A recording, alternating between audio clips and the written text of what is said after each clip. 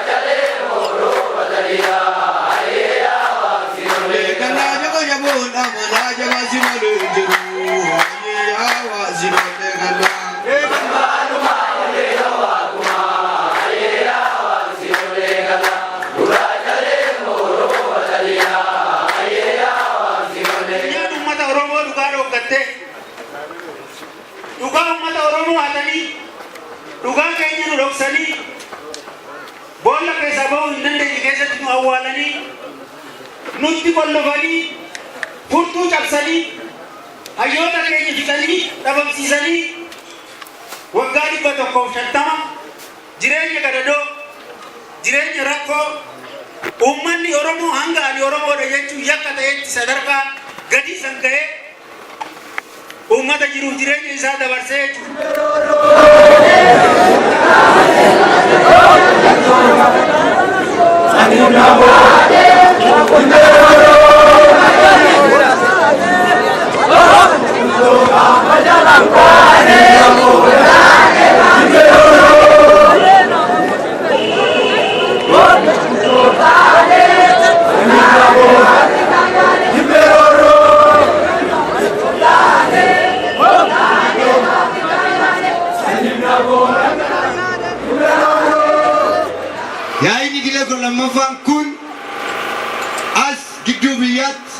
Finfinnee Buraayyutti yeroo geggeeffamu yaa'ii tokkoffaadha.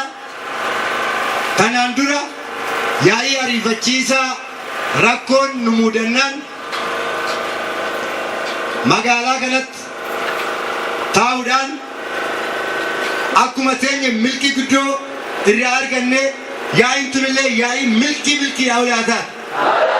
Milkii sanii olii haa taatu. Kanatti aansuudhaan wal baruun dhaabbata hordoftoota amantii waaqeffannaa hoggaanu tokko mataa biyyaati. Dhaabbanni kun Oromiyaa bal'oof biyya keenya keessatti hojii amantii waaqeffannaa bal'ina qabnuun ariitiidhaan waliin gahuudhaaf giddugaloota 5 uummata keenyas ka'umsi keenyas naqamtetti gadi dhaabbanne waan ta'eef gola lixaas irraa dhuftan baga nagaan dhuftanii hojjettanii dhaloota keessanii wal bartu. bakka bu'oonni galmoota giddugala lixaa keenyaa fi koreewwan keenya wal jedhaniiru maal jettuun isin?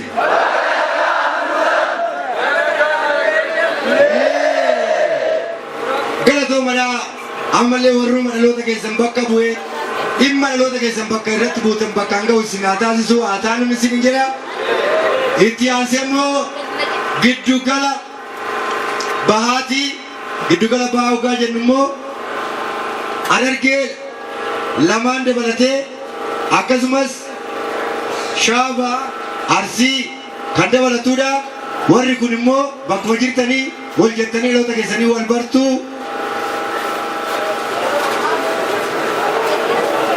Maal jettuun?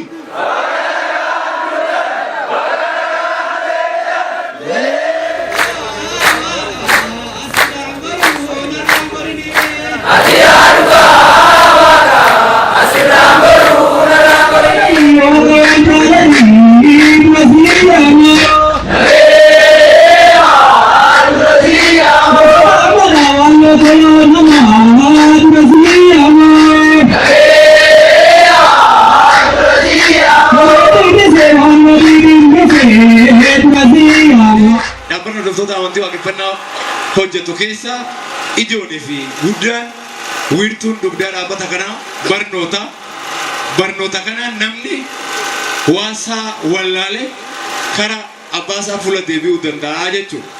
Kanaaf kallattiileen yookaan karaaleen dhaabbanni hordoftoota amantii waaqeffannaa barnoota kana ittiin kennu karaa sadii.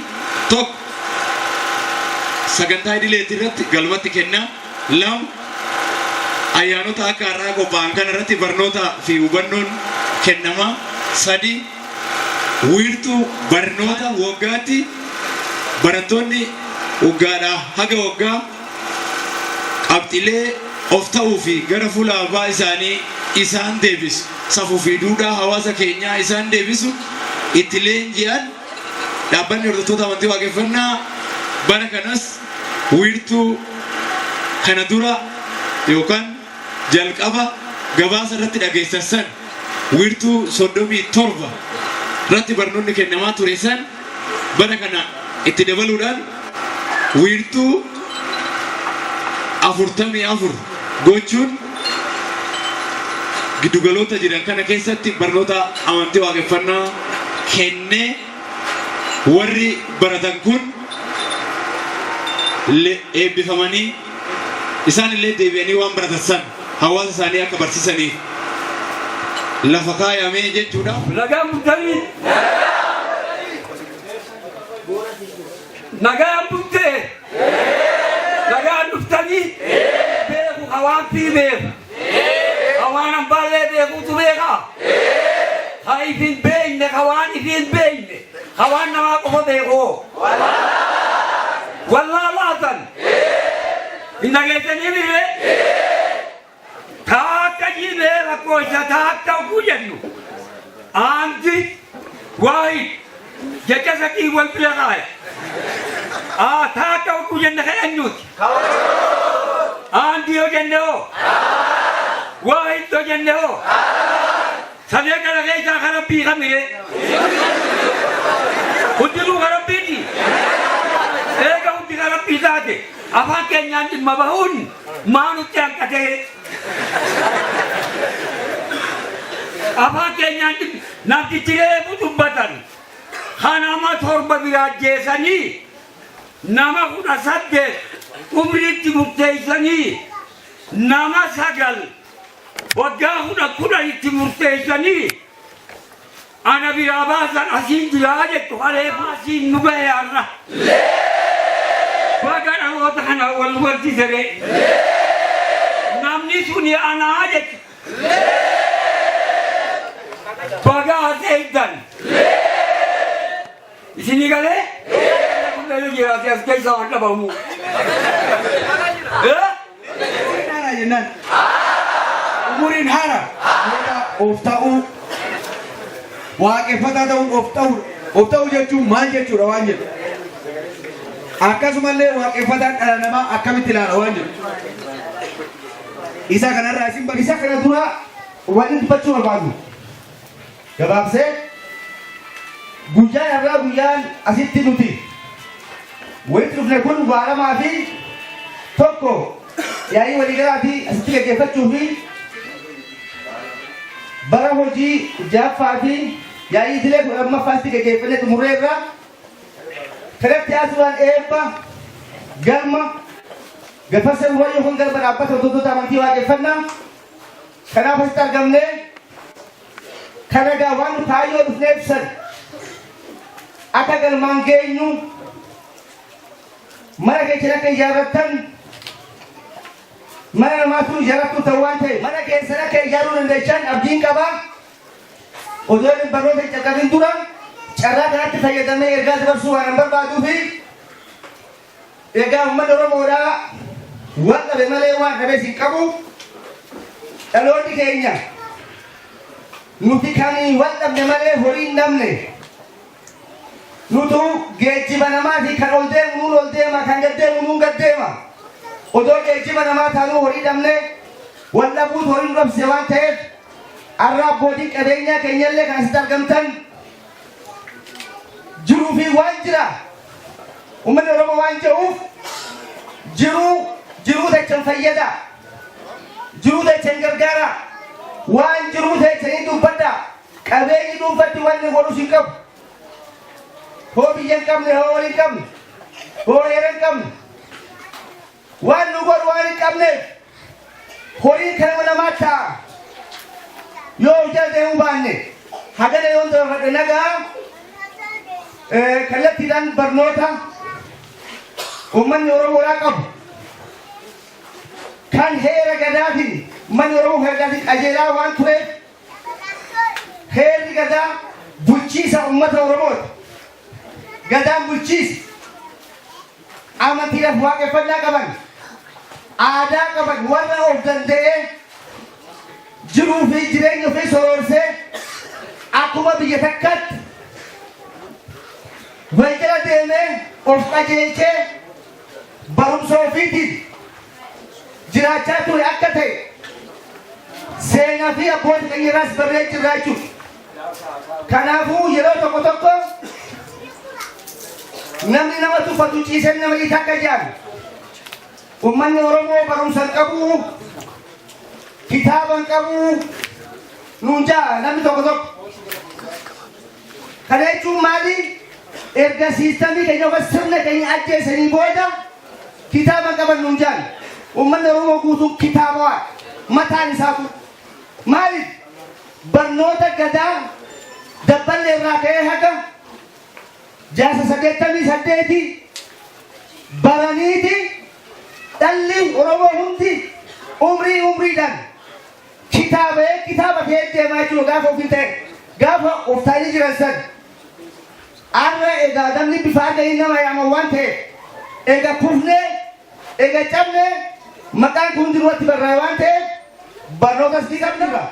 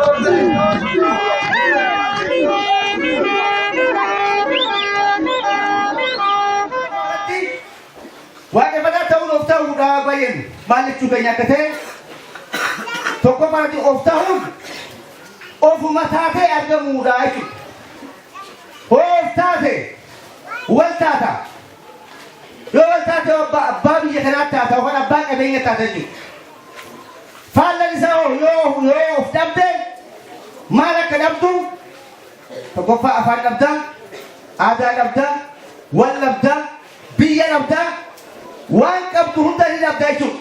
Akka sabaatti akka nama tokkotti wal ta'in. Kana gabaabsee asmaaniin bira darbe kanatti aansee of ta'uun heera uumata. Heerri uumaa maali? Heera uumaa jechuun akkaataa waaqni kun amma dhihee bari'a. Halkan dabalanii guyyaa dhufee miti ree kun amma heera uumatii jennaan. Akka uummanni Oromoodhaatti beekutti akka itti wal barsiisaa turanitti heera uumaa jechuun dhihee bari'u kan heera uumaa kana maal adda baafannaa? Harkaan adda baafannaa. Amantiin uummata Oromootillee harkaaf dhageettii waan ta'eef harka amma guyyaadhaa mitiree waan agarru amantiin uummata Oromootillee waan akka argan. Uummanni Oromoo waan hin agarratti hin amanu. Dhiira tokkoo fi mucaa ga'e tokkoo fi intala ga'e tokko walitti fidee namni keessaa baay'inni namaa kun heera uumati tolchee jechuudha. Odoo dhiirti fi dubartii walitti dhufuu baate namni kun jira? Kanaafuu heera uumata. Harkaadhaa mitiree waan akkatti agarrutti amannaa jechuudha uummanni Oromoodhaan.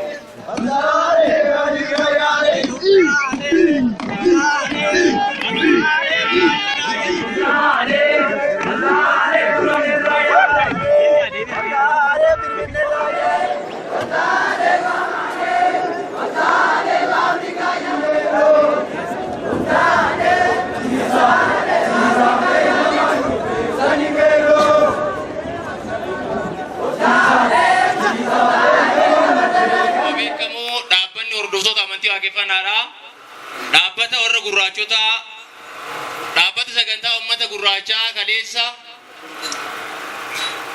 nama akka isaatiin jalaa bade ilaalcha warra gurraachotaa waan lafa tanaan wal qabatu bifa faca'isa qabuun ergaa waggaa 5 dura waggoota 20 fi 30 dura hojii tiikuu eegalame bifa facaatii qabu waaqeffataadha jechuun eegalame sochii biyya kana keessatti godhameen bara 2005 hagayya 27 sartifikeetii yookaan beekamtii biyya kana keessatti argatee bara 2006 sadaasa 13 yaa'ii waliigalaa dhaabbata hordoftoota amantii waaqeffannaa magaalaa Naqamtee Titi galmoota yeroo san argaman 15 ta'aniin yaa'ii waliigalaa marii silaa barbaachisu gaggeessee haga danda'ametti bara saniifis karoorfate sani bara kanas akkuma duraan ture sanitti bara kanas hojiiwwan kaayyoo dhaabbata kanaa ilaalcha uummata gurraachaa galma uummata kanaa galmaan ga'uudhaaf milkeessuudhaaf karoorfatame etu jira jechuudha. Kanaaf akka dhaabbata hordoftoota amantii waaqeffannaatitti karoorri inni guddaan dhaabbanni kun qabu uummanni gurraachi kun bakka kufee qabaa jaarmiyaa. Hawaasa Oromoodhaa biyya kana keessa jiran keessaa miseensi dhaabbata kanaa irra caalaan isaa dargaggoodha yookaan immoo qaama lafaa dhufutu baay'ee. Kana jechuun abbootiin qabeenyaa baay'een isaanii dhaabbata kana keessa akka hin jiran ni beekama. Reefu dargaggoome nama reefu yuunivarsiitii galaa jiru yookaan yuunivarsiitii irraa eebbifamee hojii waggaa tokko waggaa lama dalagatee baay'een isaa umrii dargaggootaa irra warra jiranii jechuudha. Kan akkasiin nurraa hubattan. Gaafii lammaffaa aggaammii gama amantii garaagaraatiin dhaabbata gosoota amantiitti waaqeffannaa irra gahu yookaan miseensota keenya irra gahu kana dhaabbanni akkamitti ilaalaa maal tarkaanfii akkamii fudhachuudhaaf yaada qabaa deebii itti kennuudhaaf deebii akkamitti kennuuf yaada qaba waan jedhu irra caalaan aggaammiin godhamaa jiru keessi isaa harka alagaati. Harka sagantaa alagaati dhiibbaa ilmaan alagaa. Kanaaf beekaa alagaa walitti nu oofa beekaa alagaan ilmaan Oromoo wal nyaachisuudhaaf sagantaa inni oofu san immoo nuyi akka nama waan ofii hojjetutti akka Oromoota badanii faca'an kana barbaadee alaa galchuuf ijaarametti Oromoota alagaan mana isaaniitti dammaqsee daggala alagaan dammaqsee isaan facaasan keessatti ori'aa jiran bakka tokkotti walitti qabee nama dachaasuuf alaabee tokkotti isaan wallaalanii hoo nu darbatan nu deebinee darbachuun barbaachisaa miti. Isaan of wallaalanii hoo of dhiitan of wallaalanii hoggaa ijoo fi of waraanan nu immoo warra dammaqee mana ofiitti galee dhalootummaa bare waan ta'eef deebii wal fakkaataa tarkaanfii isaan godhasaniif deebii wal fakkaataa kennuun nurraan eegamu. Kanaaf nuyi jechaan sagantaan kun sagantaa Oromootaati, manni kun mana Oromootaati, galmi kun galma Oromoo hundaati. Boru galma kanatti waan boru isaanutti qaaraa waan ta'eef nus immoo waan nama qaanisu dalaguu hin qabnu. Hundi keenya sagantaa alagaa jala as gallee gaafa sagantaa alagaa jala jirru waan kana qeeqat turre egaa as geenye immoo as geenye warra ala jiru sana maqeequu hin qabnu dabareedhaan. Barsiisuu qabnaa, hubannoo kennuufii qabnaa, obsa obboleechi namaa qabaatu qabaachuu qabnaa. Kasanirraa hafe gama heera biitti qabduun waajjiroota federaalaatittis waajjiroota Oromiyaatittis himannoos banaa turre akkaatuma saniin dhaabbanni mana maree isaatiin mari'achuudhaani deebii barbaachisaa gama qaama seeratiin itti deemna malee akkaataa isaan jiransaniin akkaataa isaan oriyansaniin oriisaa wal fakkaataa hoo kennine isaanirraa garaagarummaan argannu hookaan nama Oromoo ijaaruun taanu jechuudha. Gabaabumatti wal finnee dachii kanarraa wal dhabamsiisa. Kanaaf alagaa beekaa duubaa walitti nu oofu kana beeknee nuyi akka nama of bareesetti beeknee isaan galchuudhaaf isaan dachaasuudhaaf of qopheessutu barbaada.